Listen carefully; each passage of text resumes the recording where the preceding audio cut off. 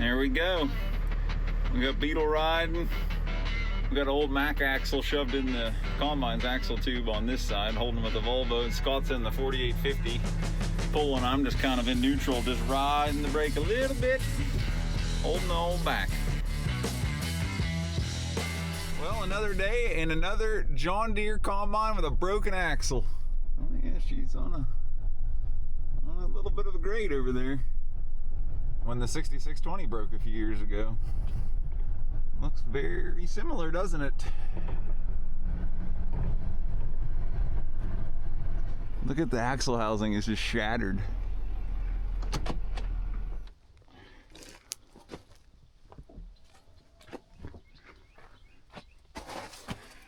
Oh, buddy, she has left the chat.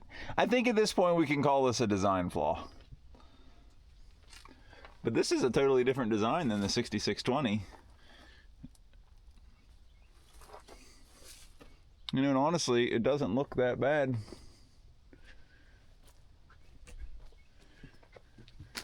Tailings elevator looks damaged.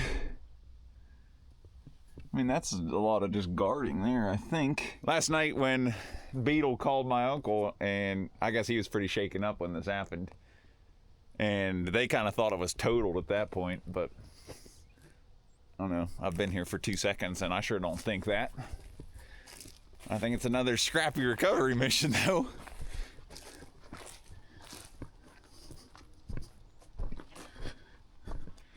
I'm curious to see, what do we have to lift by?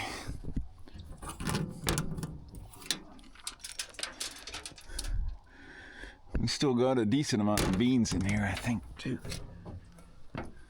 Yeah, pretty full load on her. You can see we got the cab bean package when it all broke. Scott might have to come down here with the 6620 do a little custom cutting now. And you can see the tire did take out that pump. I'm not sure what that little pump does. But that and that shaft are probably destroyed. And then the tailings elevator. Really not that much. Sure doesn't seem totaled in my book. I think we can get it out of here. Definitely got to be able to run it and unload, which I don't see why you couldn't start up right now and unload the tank. I think the biggest thing here is, how do you pick it? And my other thought is, we might, like, once you got it out of this little hill situation here, I almost wonder if you could get to it with the black trailer in the Ford and drag it onto the black trailer and haul it out of here. I mean, obviously you're going to be tall, but I'm just saying, just to get it out of this field, because we're pretty far back from the farm. It's not like when the one broke there at home and it was like right behind the shop. I'm just looking, I don't know their fields very well. Where I came with the pickup, I might be able to sneak in through there with the black trailer. It's kind of like around behind the barns, and then back here across the creek. It's like a decent bridge. I don't know, we'll see what they want to do. I don't know if anyone else has been out here yet this morning. It happened in the dark last night, so I tried coming down here and couldn't see anything. We'll get you, girl. Well, guys, it's absolutely beautiful October Saturday here, and we're gonna try to rescue the neighbor's 9510 today. They got the grain out of the grain tank, but the header is still on it, so I'm gonna drive the Volvo down there, which is right down the road. I think College is gonna take my pickup down so we have some tools. Worst case thought, we'll take a superliner in the black trailer because we can get up through the field easier than with the Ford, and try to winch it onto the black trailer. It's not like the worst place to get a semi to. I don't know. If we can, we'll just pick it with the Volvo and maybe use a tractor to help and kind of just carry it out of there. We'll see how it goes. So we're gonna take Volvo down. We're gonna need it to get the header off, kind of get it all stood back up and whatnot. And disconnect on.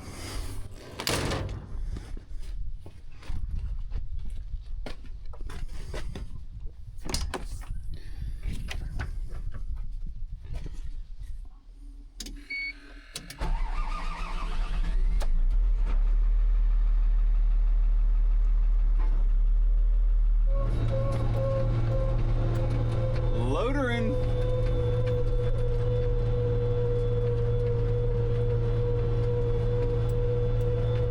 So my cousin's combine broke there maybe 3 years ago. That video actually got me to 1,000 subscribers. That was early on in Scrappy Industries YouTubing. And a lot of guys saying, oh, that's terrible design, John Deere's fault, yada, yada, yada. And I felt I, stood up for John Deere in that one. But now, the next door neighboring farm has their 9510 Sidehill brake in a very similar way, but it's not the same design. It's been updated, and it really goes to show that evidently these John Deere Sidehills are not stout enough. And you put 30 years of fatigue on them, and you're gonna have an issue. So if you are running an older Sidehill combine, be careful out there. Things are getting tired and weak, and I'm sure this happens in the wrong place. Really bad things could happen. My uncle said his next combine will not be a Sidehill. But now you have self-leveling shoes in the newer machines, and with our kind of hills, you don't really need like a Hillco hillside. You can see what they look like. They're nothing too crazy. Its day has come and gone, I think, really up the Sidehill. But now machines are so much bigger, I don't know what, as time goes on, the little guys like us will do for secondhand equipment, because it's just getting huge. And I think you'll just keep seeing less and less farms of this, 200-300 acre scale that we have here in Western Pennsylvania, where it's really a hobby. No one here is making a living farming.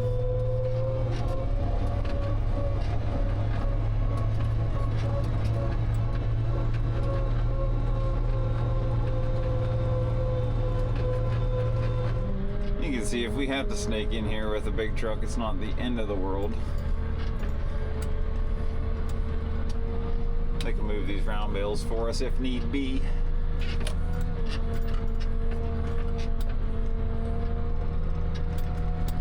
The old manure pit back when they were still milking and had dairy cows.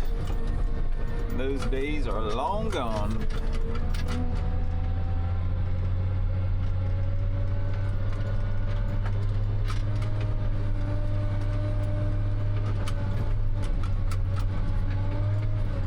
So while today's beautiful, tomorrow's calling for an inch of rain, so we were really wanting to get this done today while everything is nice and dry for us, compared to having this not happen and waiting. And we are back on location with the poor old girl. Step one here is get the header off. And like I said, they've already unloaded the grain tank. You can see it's nice and empty now, so it must run. This awesome video, opportunity for you. I said the deal was I'll get it out of here for free if I could film it. So I get let's go 0.25% royalties. I can tell you that's lifetime of the video. That's not as good as you think. Oh. So Beetle, what was it like in the cab? Hold on, you're actually videoing me? Yeah. Oh, Jesus Christ. This is part of the deal. What was it like in the cab? Did you poop a little? So, no, I did not poop, but I did check after the fact. But, it was, everything was going along perfectly smooth. And until it wasn't. And then it was just a instantaneous drop and a bang. Belt started smoking. You're not in the worst place, at least. Like, of all the places it could have happened. The best part is I jumped off that ladder like it was a diving board. I didn't even go down the steps. I just ran right off the edge. What do you think was going to happen? It was going to combust. Well, the downside was when the grain was cascading over the roof of the waterfall, I didn't know what else was going to happen. Right. So I just... You just jump shipped? Luckily, Scott, let his down. Every single day I've been in this thing, I've worn my seatbelt. Oh, yeah? If I wasn't wearing my seatbelt, that steering wheel is the only thing that would have kept me from going through that windshield. How fast were you going? Like, obviously you hit the brakes pretty hard. I was really slowed down. The brakes were never engaged whatsoever. Well, I just mean when you hit the ground. Oh, yeah. That really put the halt on you. But I was going real slow because, of course, I was turning downhill. I was about 3/4 loaded, so about 165 bushel. And the head was barely off the ground. So that's the only thing I did before I bailed was I set the head on the ground. Huh. So we were bringing an axle up. We thought maybe we'd slip in that tube too to lift once we get it up in the air. What happened? What happened, Shaver? The big broke. The big wheel broke. You're exactly right. Is that how it's supposed to look? Yeah. Yeah? I don't think that's supposed to how it's supposed to look. Are we definitely calling this a total, or where are we at on that? Well, the insurance company doesn't even have an adjuster that knows anything about combines, saving money. I mean, this can be fixed. Yeah. But just looking at the parts right now and like what, until we get that tire out, because the problem is that tire went into the hydrostat lines. And that's why the oil's on the ground. Okay. The real pump isn't, I mean, it's I saw that shaft that's bent, yeah. But the way it mounts, it just sits on, 2 bolts in the back, and it just has like a rubber, reinforced rubber mount in the front, because you have to take that off to get belts past it. But that tire went into the hydrostats. When you start the engine, all that oil is going to come out, and I put 3 gallons in it the other day just to unload the bin. Oh, okay. Because the charge pressure light came on the second I did get it to start the first time. And I don't want to burn up an $18,000 hydro. Right.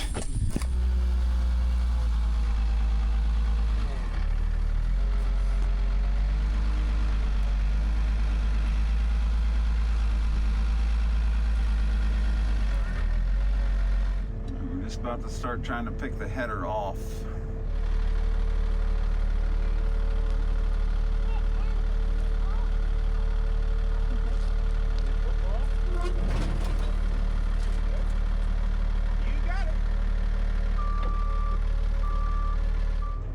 Well, that wasn't too bad.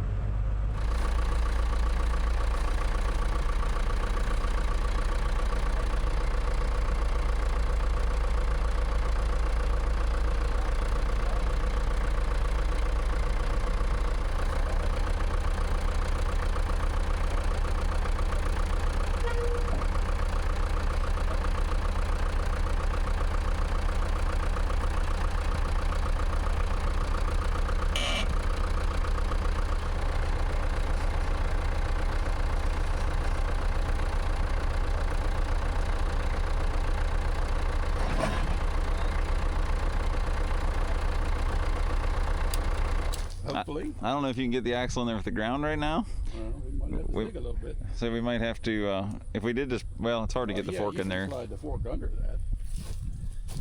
I guess we can see what it looks like on this side, huh? Well, there's that square tube that's buried in the ground right there under it. That's why it stopped so quick. Well, that's what I was thinking with my original winch on the trailer plane. Like, it's not that easy. We got to get it up enough so we can get the 64 and get this tire out of here. Well, I guess we'll grab this here Mac axle helping on the cause.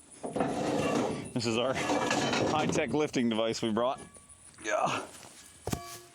I see what caused it. The groundhog hole back here. I clearly straddled it. How many beers did you have?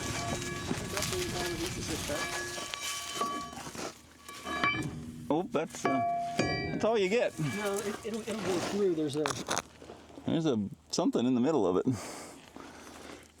oh shit. There's a bolt that goes through there. It's not like we don't have any leverage.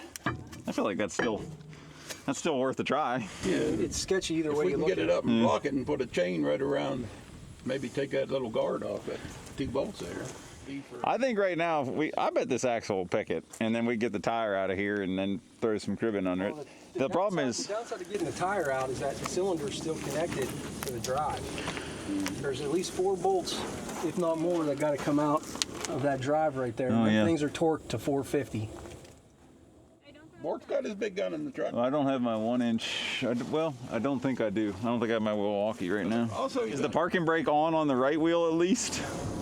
Yeah, the park brake is set. Now, how much that's going to hold? Okay. well, we get the 48. 48 48 and hook to it. Yeah, it's ending. Yeah, so it's. Yeah, so it's.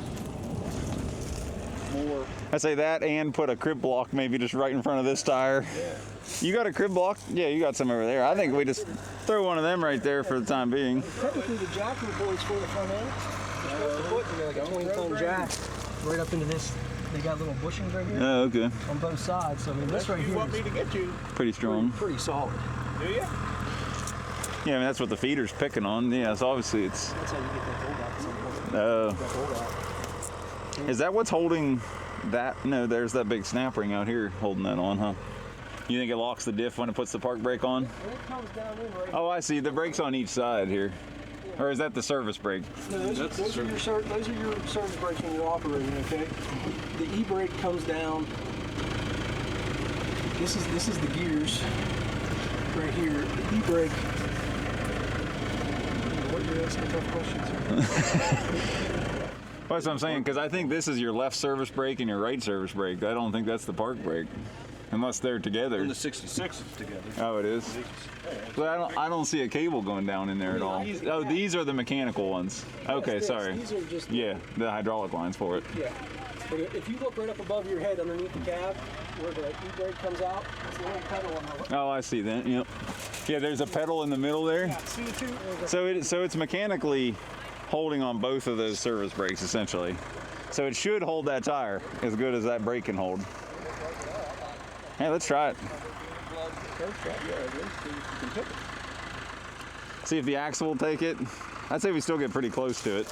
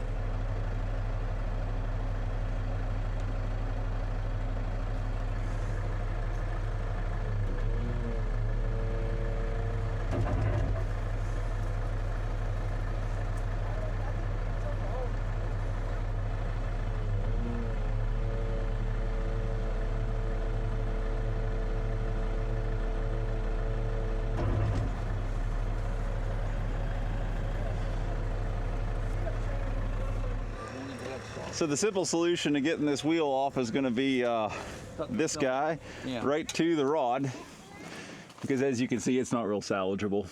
Even those tubes bad. Yeah. Look, Oh yeah. Oh man. there's nothing about it that's okay. Poor girl. But on the plus side, though, I mean, to fix this thing, you ain't really talking that much. What about, is this thing going to go anywhere when we get through that rod, that wheel? Yeah. Yes. Well, that's it the only thing lifted holding- with the forks. The downside is I just hooked the tractor with the loader to the back. Well, we got the Volvo now. Which way will the ladder go? Forward? Yeah. Yeah. Yeah, Well, let's it'll go all the way around. So let's get that mostly cut, and then we can get the ladder out of the way, huh? Yeah, the ladder will just swing all the way forward. I don't know that it's going to, the weight's at least down. I mean, Sitting on that soul. I was gonna say, yeah, that pivot block is what's holding the tire now. Sure.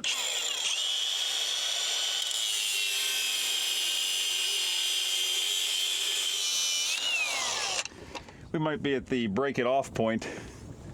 All right, let's see if we can kick this guy out of here.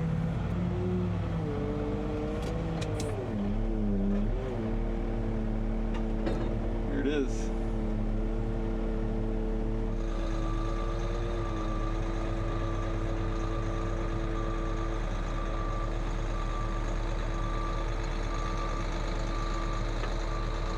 I was wondering if we hook the tractor to the back and go up and around this hill that way.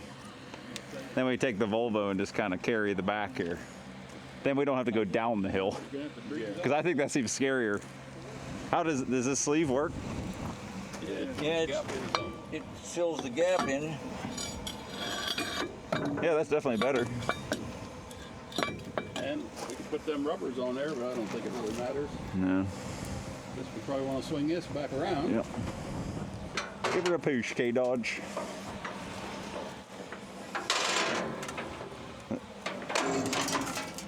It's already been fixed once. You know what's funny? What? There's a coupling right here, but this is where the reel took out that hydrostat line, but you could literally unbolt that there and there, and we could actually have the hydrostat back. Funny how that cylinder just sucked right back up in there.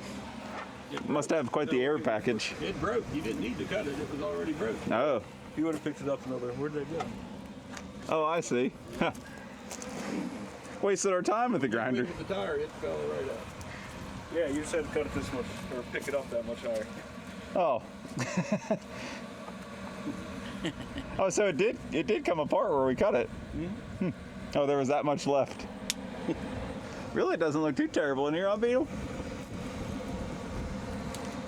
I think this shaft being bent would, well, okay, No, that's just an idler. I thought that was something like on a beater that went all the way across. That bolts on right there. If that mount's still any good, it cracked the housing. So this is the pump for the reel drive out there on the header. Yeah, so everything on the head gets run off.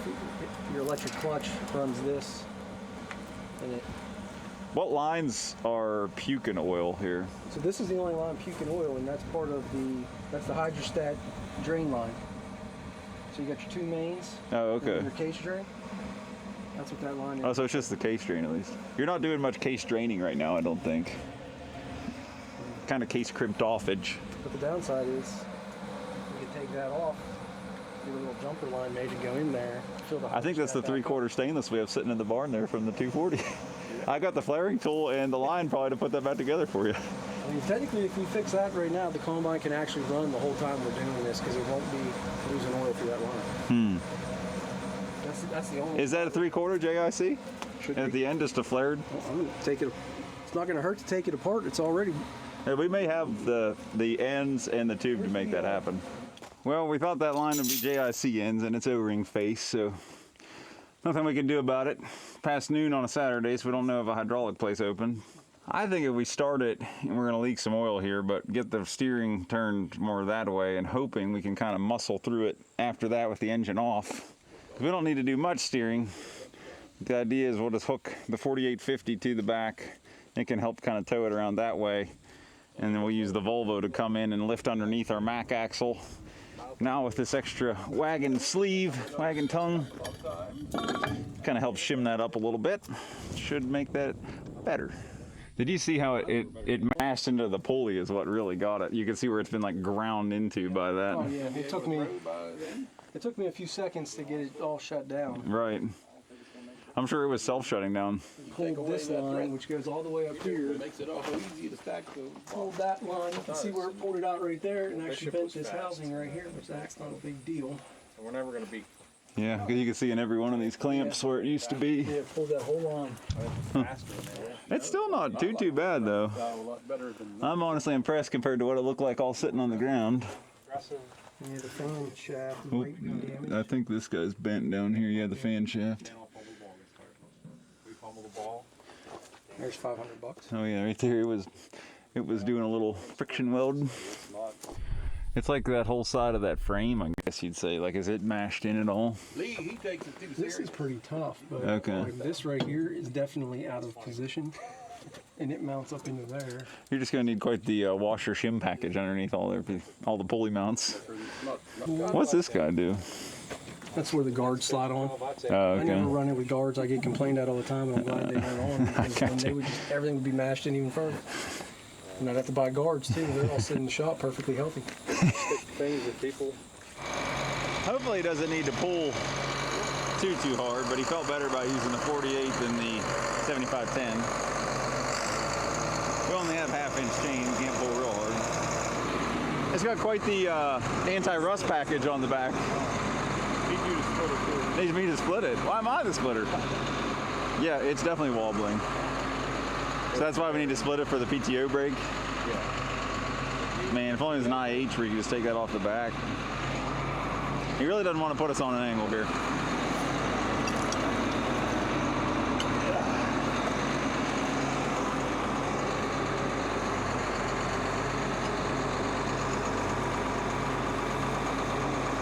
Yeah, that'll work. All the comments I can hear already. John Deere engineer call. Turn downhill with a loaded grain tank. Yeah, I mean, looking back on it, it was stupid, yes. It never failed you before.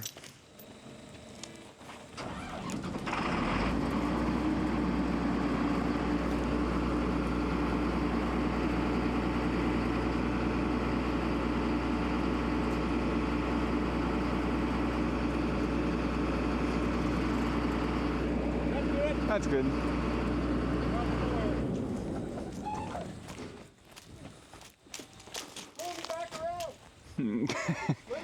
It'll be all right once we start moving. Am I really gonna ride in the thing? Why? You can drive the Volvo, I'll ride in it. What's the worst gonna happen? You're gonna fall back on the ground. Yeah, on the downhill inside again. Oh, we're gonna be up here on this nice, see, it's basically Iowa right there. You want to put a diaper on first? Glad you're holding that camera. You wanna go more, or you think that, how? Well, we can go a little more, I guess. We got, what, that much room probably? Yeah. Probably there, we can call that good.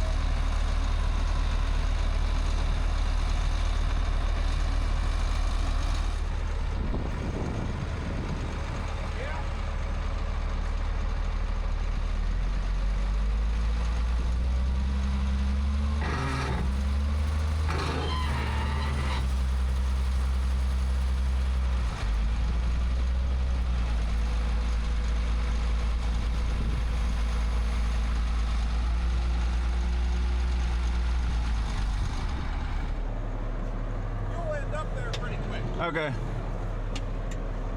Gotta get the rubbies out of the way.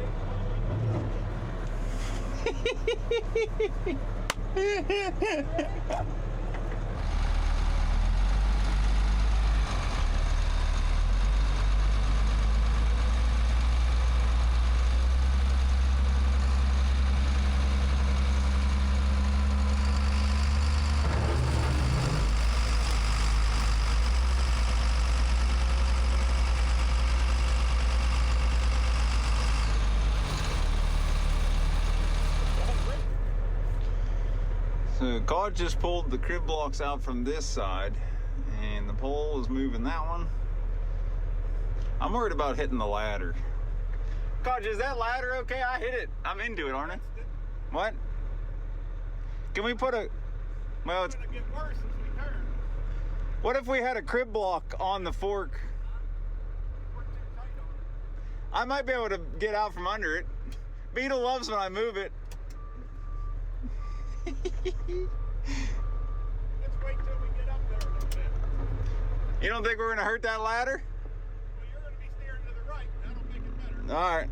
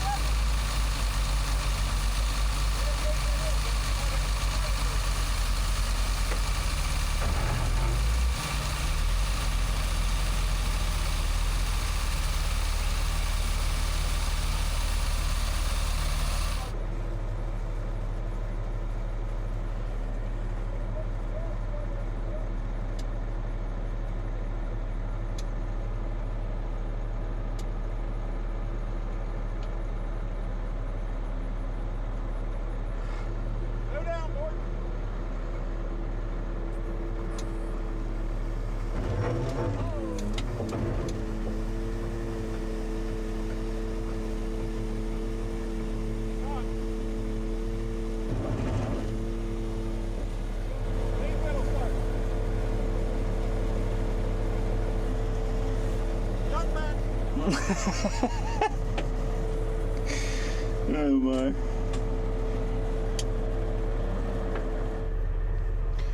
He needs to start it to steer. He's having a hard time steering it.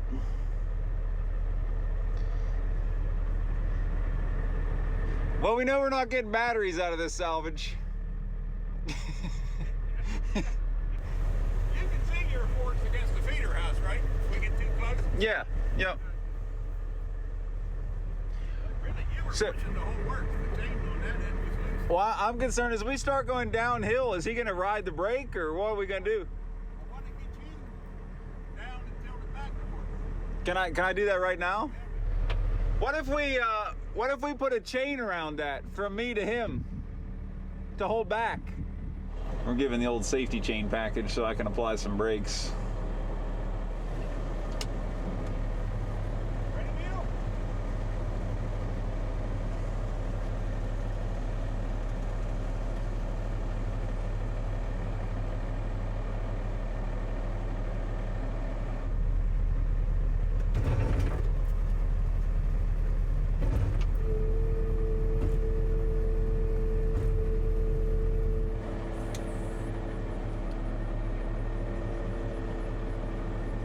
So I'm in neutral, just kind of riding the brakes right now.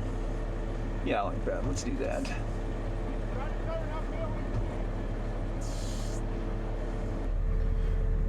Beetle's having a real hard time steering it with it shut off. I thought there'd be more steering.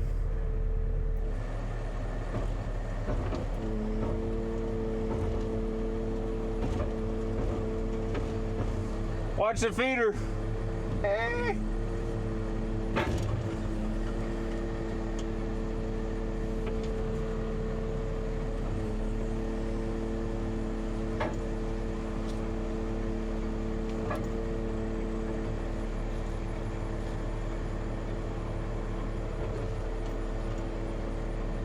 This is kind of hard to control on this turn.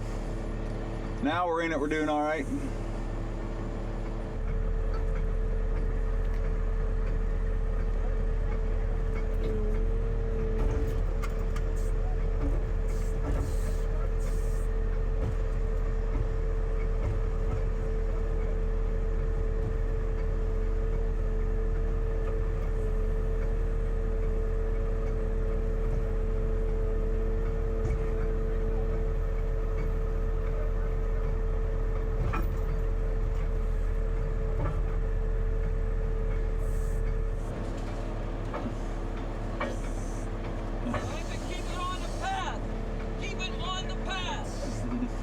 There's the drama we needed.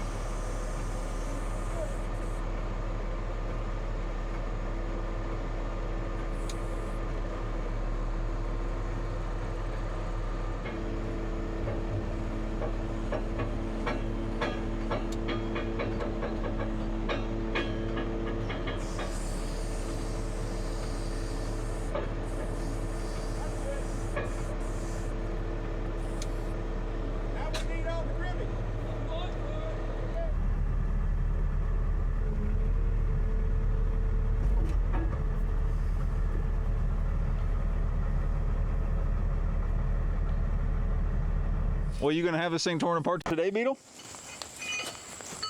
I don't foresee me touching this thing for the remainder of this year. Oh, well, how were you supposed to finish corn with it?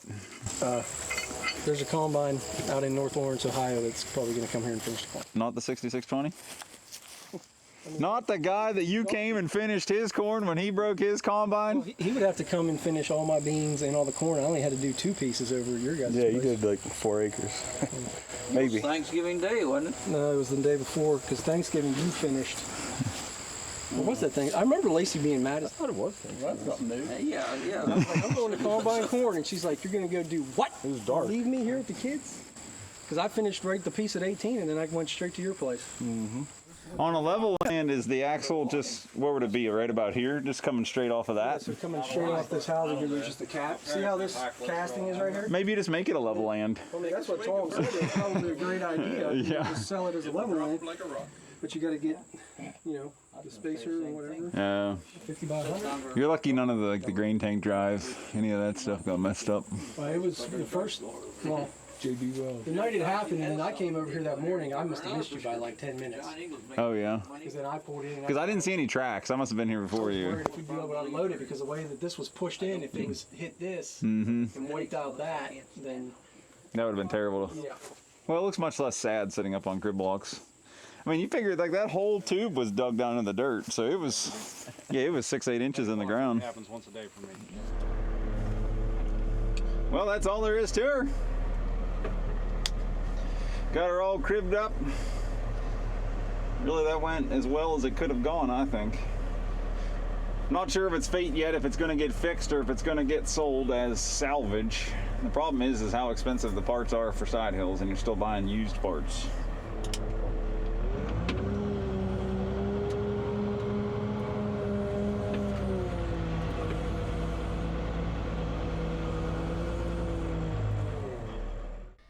So the Sidehill Combines level themselves by pushing the front axles down, one on each side, to level themselves back out on the field. Now this is obviously inherently weaker because now we have 2 failures on neighboring farms with my cousin, my uncle's 6620 3 years ago, and now this 9510 this year. The 9510 is quite a bit of an updated design compared to the 6620, but obviously the problems have not gone away. So you may be asking yourself, why do we need a Sidehill combine? And that is to work on the hills here in southwestern Pennsylvania. The big problem with a combine is if you lean to one side and all the crop mat ends up on one side of the cleaning shoe and the sieves, you're basically cutting the capacity down of the machine a bunch. If you can keep all that level, all those grates that are back there shaking, it's kind of like a shaker deck, like you see on Gold Rush more or less, but that's where the crop mass is going across that. You're shaking out the good grain. There's a fan blowing air up through to blow all the chaff and everything back out the back of the combine. So more or less, you want that crop mat to be nice, flat, and even, and you can accomplish that by making the whole machine level. Today, side hills in our kind of environment have kind of become obsolete because of things called contour masters, what John Deere calls it. C&H has it too, where the whole cleaning shoe pivots inside of the combine in order to stay level. So it kind of eliminates the need for the whole machine to lean. Now out in like Idaho, where they're on way steeper ground than we farm around here, you'll see Hilco makes aftermarket kits. These go a lot further than what the factory side hill kits would go as far as how far they can lean, and they're for much more extreme environments, and I hope more stout than the factory John Deere side hills. Well guys, that wraps up this video. I really appreciate you tagging along. It went as well as it could have. Using the Volvo was way nicer than when we did this with the 240 excavator back on the John Deere 6620. The Volvo just had no problem picking it up. Just being able to stay in neutral and kind of freewheeling, letting the tractor pull us all, that worked out really nice. So I'm happy with how it went. It's unfortunate what happened. I still don't know if they're going to fix that combine or if they're going to just replace it. But I think because of, the time crunch we're under right now to finished harvest, and it seems like they just want to buy a machine and do it themselves. But if anybody has a 9510 side hill out there for parts, preferably with the left-hand final drive still intact, that you'd like to sell, let me know. I can get you in touch with Beetle and see if he wants to put that thing back together. But I'm Sam with Scrappy Industries. Thanks for watching.